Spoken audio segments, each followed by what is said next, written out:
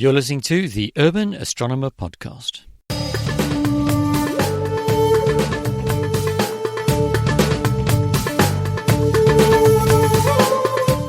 Hi there, thank you for listening to episode 1 of Urban Astronomer Podcast's brand new season. This is our 43rd episode since the podcast was first launched back in February 2017, and I'm thrilled to be back on the air with you. We're mostly keeping things the same, but there are some important changes. From the beginning, this was always a pretty disorganized show. There was no fixed schedule or plan, so I'd release episodes as they became available. This meant that new episodes would only come out whenever it was convenient for me, and listeners like you would never know in advance when the next one would be coming out. At the end of each episode, I'd make a promise for the next release date, but these dates were always based more on hope and ambition than any real plan. And while it was all very charming and artisanal, it also meant that you could not rely on me to keep my word, and I'm pretty sure a lot of other listeners eventually gave up on me. So, yeah, new plan, seasons. Everything is planned in advance, content is written and recorded to a fixed schedule, and you get your episodes when you expect them, which in this case means every fortnight for 12 episodes. But aside from that, everything should be much the same. Some episodes will be interviews with interesting people connected to South African astronomy. Some will be loaded with science explainy stuff that so many of you have written to ask about. Apparently those are very popular, so you're going to get a lot more of them.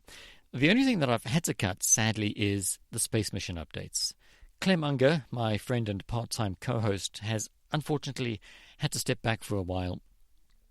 He was always far more interested in the various spacecraft traveling out in the solar system, exploring and doing science, and he knew far more about the subject than I did. So, until he's able to rejoin the show, I'm afraid we're going to be silent on that subject. But until then, it's interviews and science explainy stuff.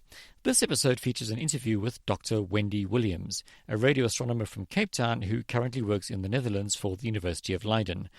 She works with the LOFAR array, which scans the skies at the same rough frequencies that are used by broadcast TV, air traffic control, police radios, and so on.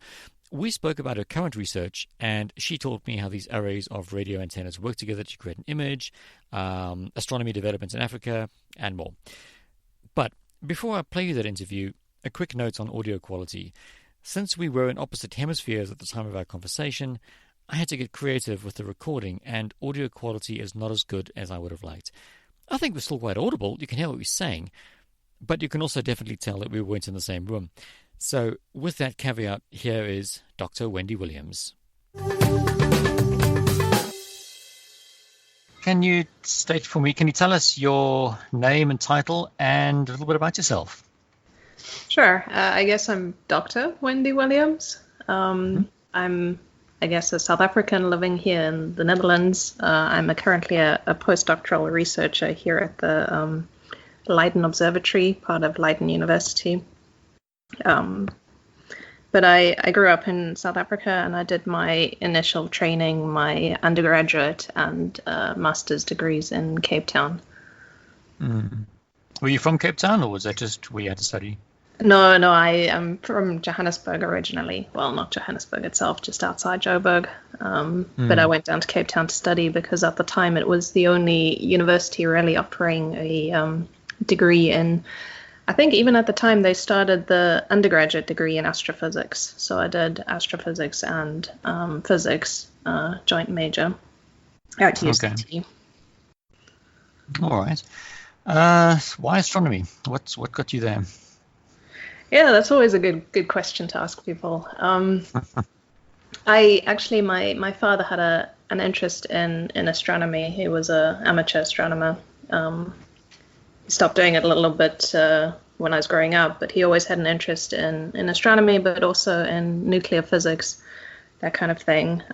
He worked as a computer engineer, sort of software networking specialist. But he had an interest in astronomy, and I guess I got it from him. I remember going to some open nights at the observatory in Johannesburg, and just, always had an interest really in space, what's out there, how does it all work, that kind of stuff. Okay, and so from there was it an obvious choice to study astronomy, or did you lead up to that over time?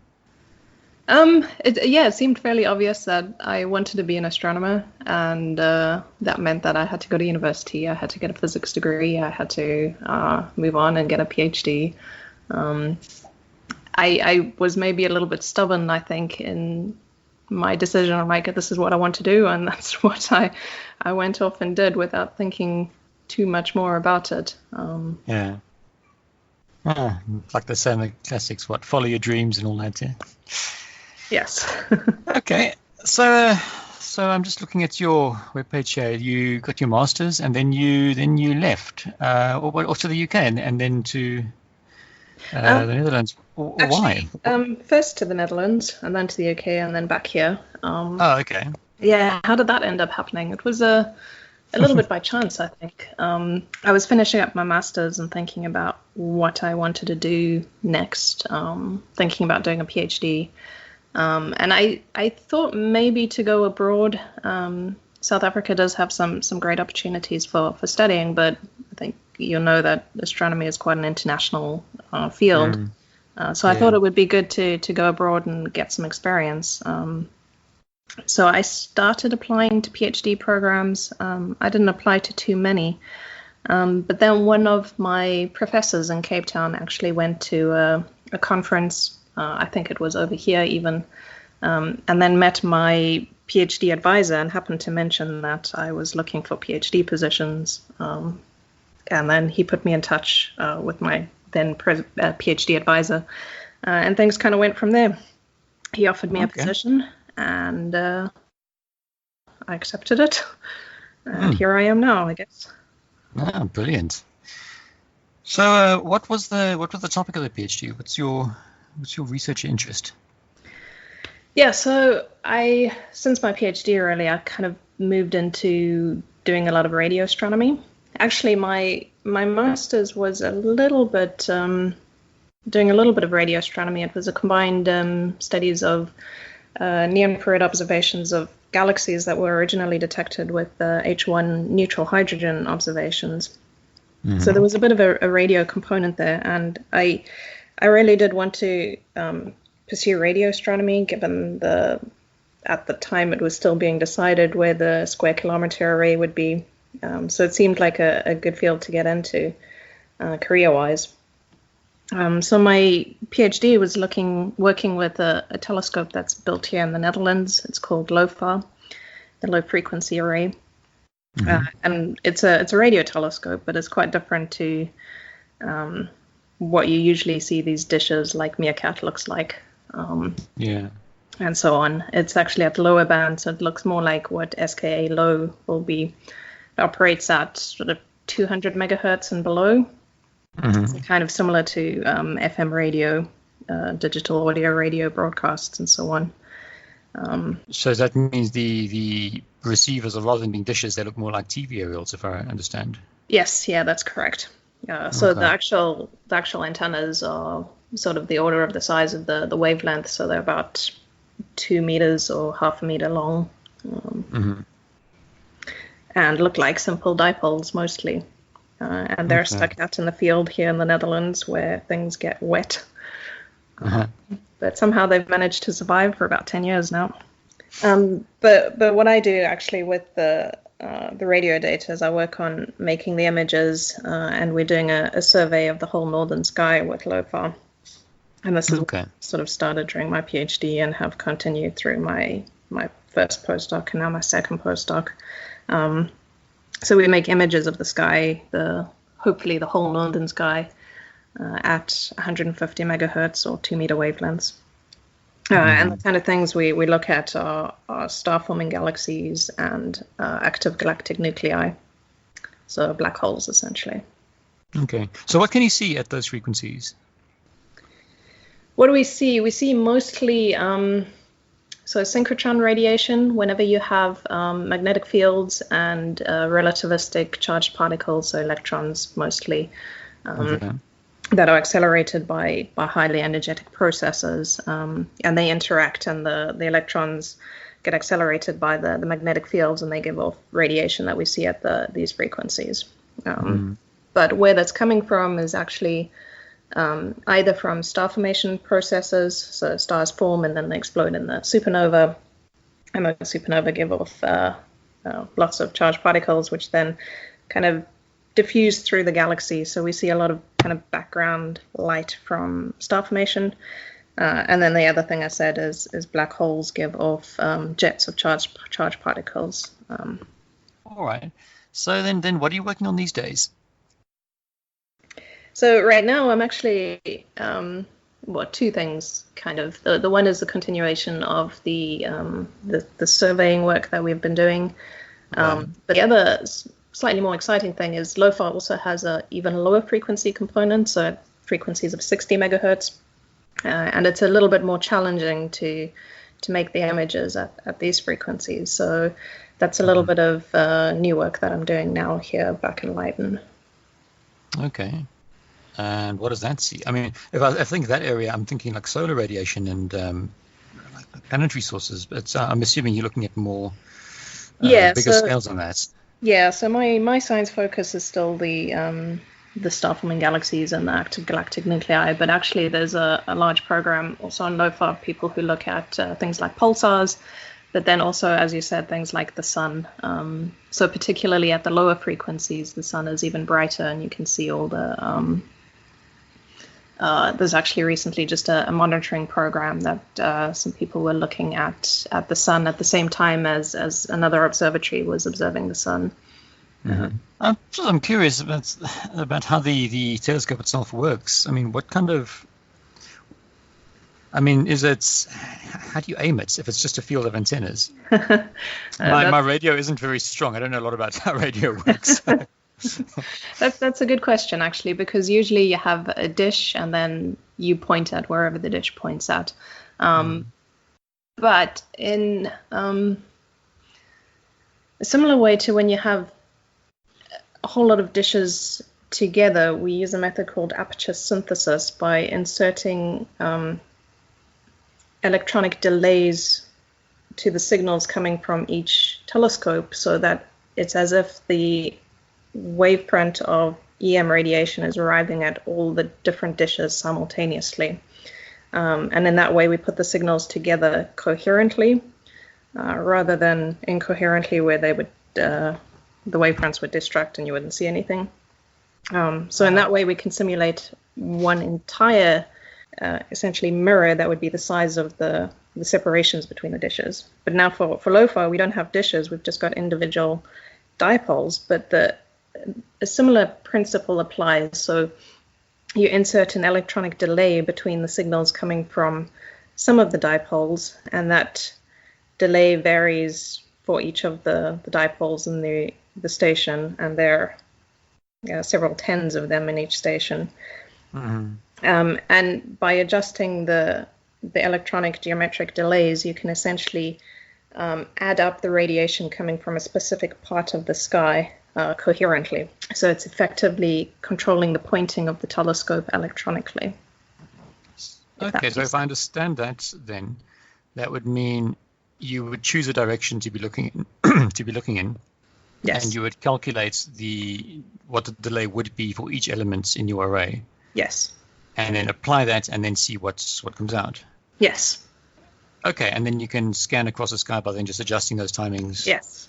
And actually, the more interesting thing is you can apply different delays simultaneously and record the data at the same time in different directions. It's quite a cool thing. Can you do this after the fact? Like if you record each element separately?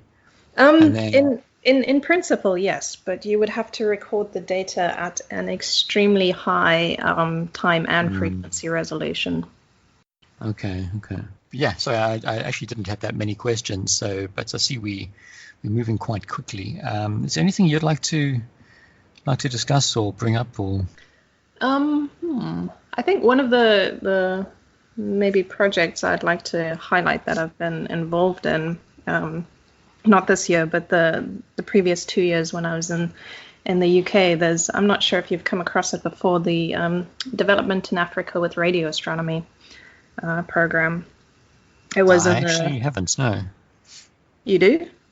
No, I haven't. I mean, Oh, I know about OAD, and not that particular one I haven't heard of. all right. Okay.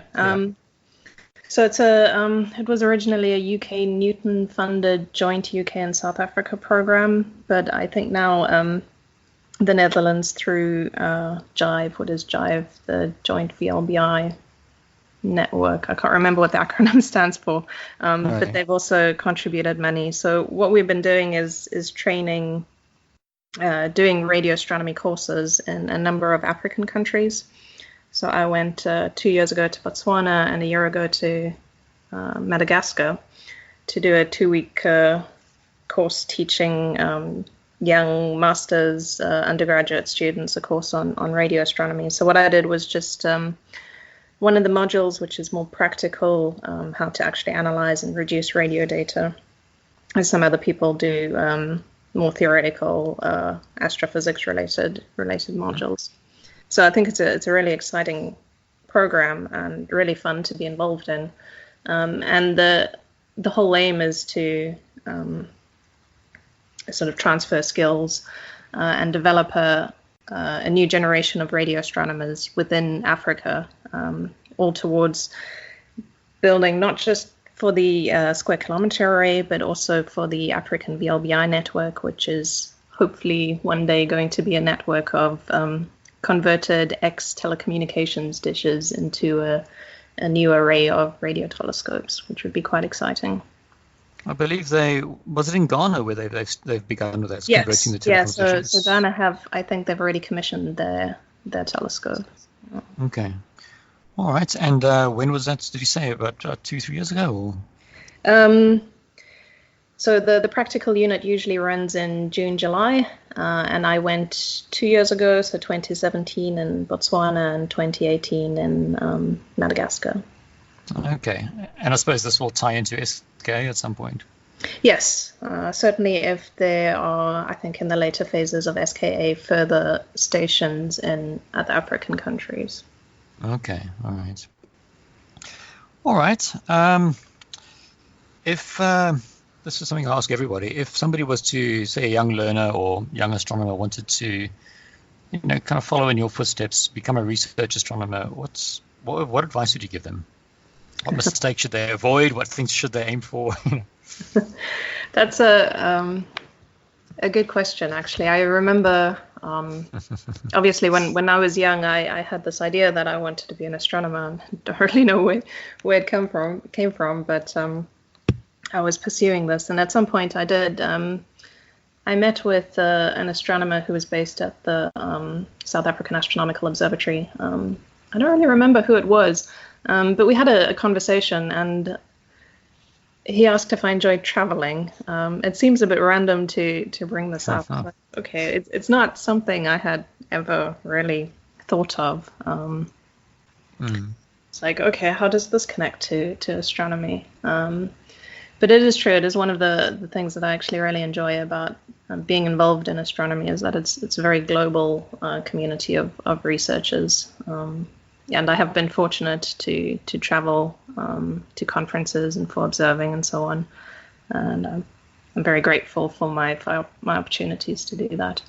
But more realistically, I think, also having come from a background where neither of my parents had been to university, I think there's sometimes some challenges, I think, when young learners go to university for the first time and just encounter things that are new, that are different.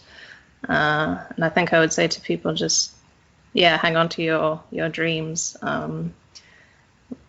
What was the thing that kind of drove you to make the decision to do this? And just that, astronomy is really exciting and fun. There's actually one thing I forgot to ask you earlier. When I thought of it, you were talking about the what was it called again? The African large baseline array. African VLBI network. Is that there we go. AVN? Okay, now I know the acronym. Well, I can look it up and we can correct it later if I'm wrong. Yes, if I've gotten it wrong. What I wanted to ask was, what is the Netherlands' interest in Africa, in developing radio astronomy in Africa? Well, maybe not the Netherlands as a nation, but at least Leiden University. That's a good question. I'm not sure if I have a very specific answer to that, but I know that there have been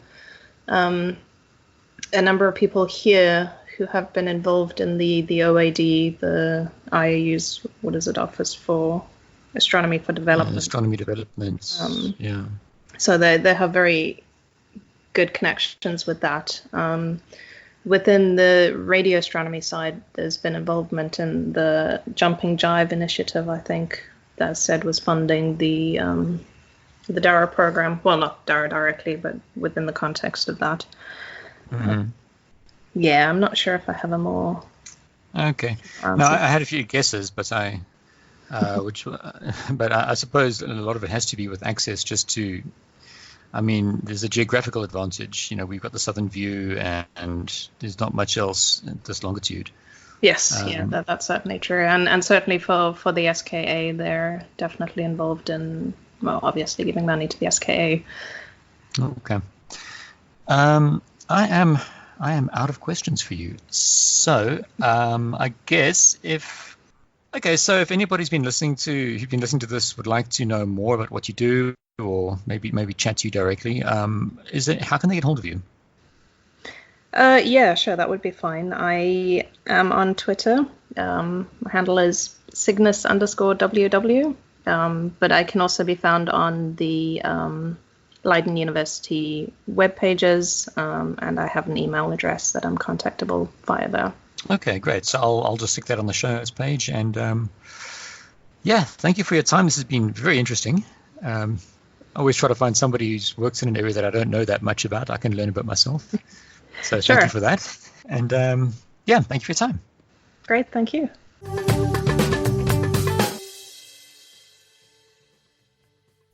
That was Dr. Wendy Williams of the University of Leiden.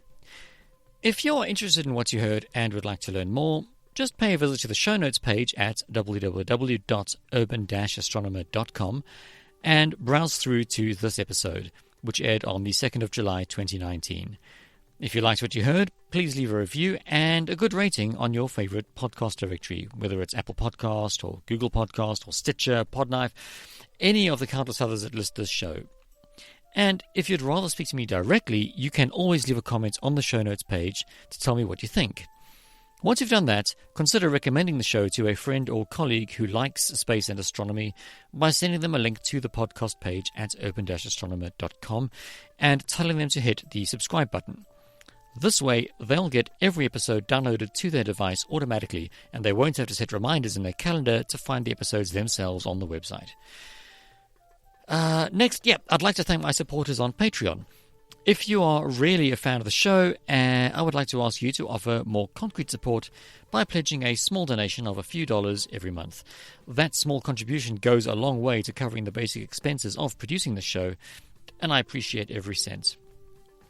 Finally, I want to thank each and every one of you for taking the time to subscribe or downloading the show and listening to it. You are the reason I do this, and I want to make your day that little bit better. I want you to have a slightly better understanding of how the universe works and what it means to be an astronomer and why South Africa is such an amazing place to do it in. Next episode, which airs on the 16th of July, features the first in a new series of Science Explainy Bits, where I answer the question that you might never have even thought to ask: why are planets always round and never some other shape? If you think you know, go ahead and tweet your ideas, and I might read them out before I give the answer. Until next episode, though, thank you for listening, cheers, and clear skies.